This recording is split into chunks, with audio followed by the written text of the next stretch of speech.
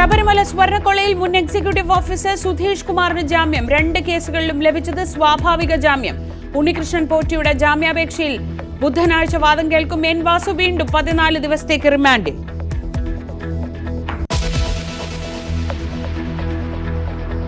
CSR തട്ടിപ്പിൽ ബിജു രാധാകൃഷ്ണനെതിരെ കേസ്. കടവന്ത്ര പോലീസിലെടുത്ത കേസിൽ ബിജു 1-ാം പ്രതി.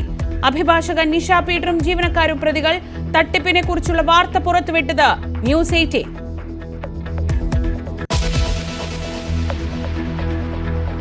UDFന്റെ ആദ്യ സ്ഥാനാർത്ഥിയായി PV അൻവർ ഉറപ്പിച്ച് KPCC അധ്യക്ഷൻ.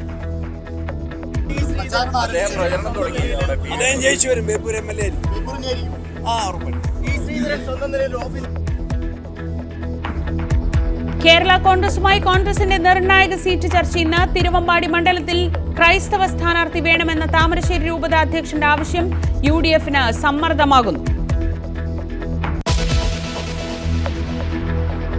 സ്വർണ്ണവില വീണ്ടും കുത്തനെ ഇടിഞ്ഞു. പവന് 6640 രൂപ കുറഞ്ഞ് 1,11,120 രൂപ. 3 ദിവസം കൊണ്ട് കുറഞ്ഞത് 20,000 രൂപ.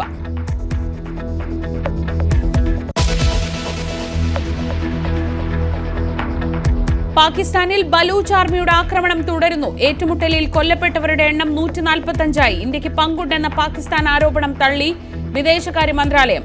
ഏത് സാഹചര്യവും നേരിടാൻ സജ്ജമാകാൻ സൈന്യത്തോട് ആഹ്വാനം ചെയ്ത് ഇറാൻ.